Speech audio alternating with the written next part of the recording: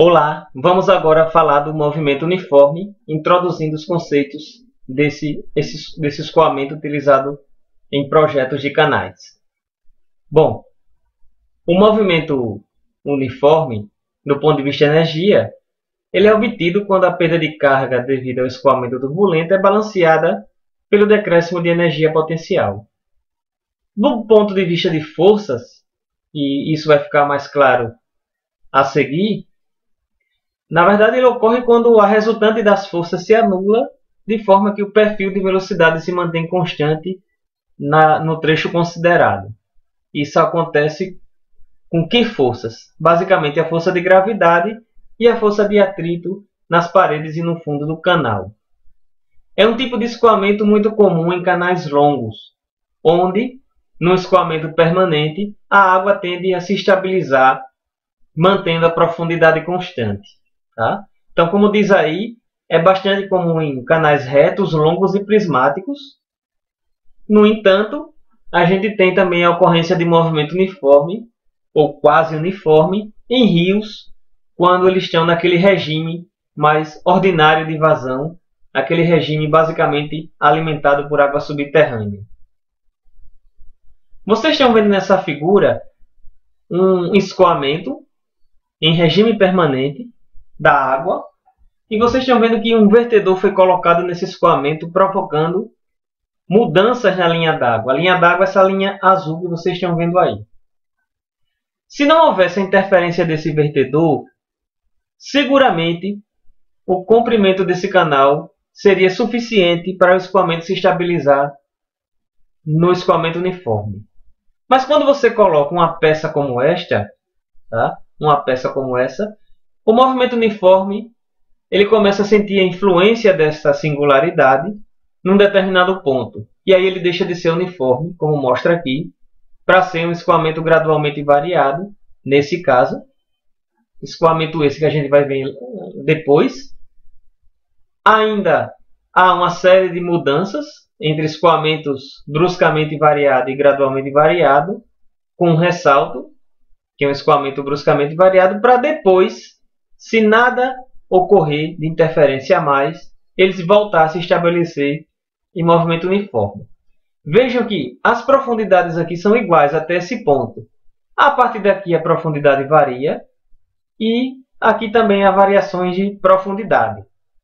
Tá? De forma que o escoamento nesses pontos não é uniforme. Desculpa. Bom, aqui está uma foto de um trecho do Canal do Sertão, aqui no estado de Alagoas. É um típico problema de engenharia, onde é utilizado o movimento uniforme para o projeto deste canal. Então, você tem uma vazão demandada, no caso aí, se eu não me engano, 32 metros cúbicos por segundo, e aí você projeta um canal a uma dada declividade, a um dado material de revestimento, para transportar a água em movimento uniforme. Tá? Bom, o movimento real, que não é uniforme, isso aí a gente já tinha visto em outras aulas. Tá? Essa figura, como outras que eu vou mostrar a seguir, foram tiradas do livro de Mecânica dos Fluidos, Fundamentos de Mecânica dos Fluidos, do Manson. Manson é um dos autores, eu não lembro os outros, enfim. Mas é uma figura interessante porque ela mostra em escala que se você tomar uma vertical qualquer, em quaisquer canais, ou seja ele um rio, como está aqui, ou um canal circular, retangular, trapezoidal, o perfil de velocidade média, temporal, né, em cada vertical, não é constante. Tá? Não é constante. No entanto, a gente acaba utilizando a velocidade constante quando trabalha com esse tipo de problema. Isso aí acaba refletindo aonde? Nas tensões de cisalhamento no fundo e nas paredes, as quais consideramos também constante. Tá? Então, o escoamento real é esse, a linha preta, e o escoamento uniforme seria a distribuição de tensão aqui, uniforme. Tá? Essa figura é interessante porque ela mostra os elementos que a gente vai utilizar para o movimento uniforme. Então a gente vê uma superfície de controle, um volume de controle e uma superfície de controle. A gente vê um comprimento, um ângulo, que geralmente é considerado baixo em canais, né? Isso vai ter implicações como, por exemplo, a distribuição de pressão hidrostática. Distribuição de pressão hidrostática é essa que geram as forças F1 na seção 1 e F2 na seção 2. A gente vê as profundidades iguais e as velocidades iguais. Em cada seção a velocidade é uniforme, ou seja, o perfil de velocidade é uniforme. Não sei se eu já falei, mas temos aqui a tensão zero no atrito com o ar. É uma tensão desprezível. E a gente tem uma força de atrito aqui agindo em contraposição aqui. A componente do peso, que vocês estão vendo aqui embaixo. Então essa é a figura básica do movimento uniforme. Tá? Vamos seguir, que daqui a pouco a gente fala mais sobre estas questões. As equações básicas são as mesmas da mecânica dos fluidos. Claro, elas vão gerar equações de projeto, equações semi-empíricas lá na frente, mas, no fundo, é a mesma coisa, quer dizer, continuidade, quantidade de movimento e energia. A continuidade, por exemplo, é tão intuitiva que a demonstração é quase uma reafirmação do conceito de movimento uniforme. Bom, mas fazendo uma revisão básica das idealizações: escoamento permanente e uniforme, escoamento à profundidade constante, escoamento incompressível, paralelo e a declividade baixa, ou seja, as linhas de corrente paralela e a declividade baixa, e a interação do fluido com a atmosfera desprezível, de forma que aquilo que a gente já costumava falar nas videoaulas de canais, o perímetro molhado não leva em consideração aquela linha correspondente à superfície livre do escoamento. A gente viu em canais que existe a profundidade Y e ela, eu já vou dizendo aqui se eu já não disse antes, ela às vezes é batizada com alguns nomes diferentes. Profundidade hidráulica, profundidade crítica, enfim. No movimento uniforme ela também tem um nome.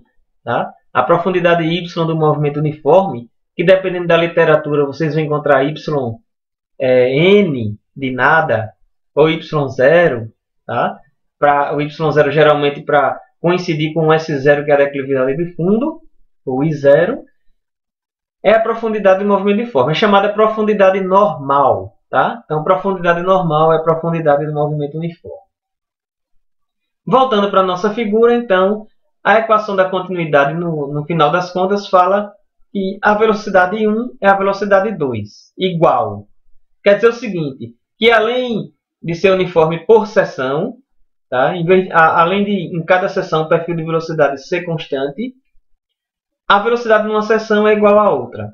A velocidade na outra seção. E se você tivesse aqui várias seções com o mesmo movimento uniforme, as velocidades seriam as mesmas. Escoamento é incompressível, cai o ρ, né? E assim sucessivamente. A equação da quantidade de movimento, por sua vez, considera a distribuição de pressão hidrostática. Vocês viram na idealização, nas idealizações dos slides anteriores o seguinte: declividade baixa e qual foi outra coisa? Escoamento paralelo, quer dizer, linhas de corrente paralela. Da mecânica dos fluidos, vocês viram que isso significa o quê? Que a distribuição de pressão é hidrostática. Ela está representada aí tanto na seção 1 quanto na seção 2 por esses triângulos em vermelho, tá? E são simétricos.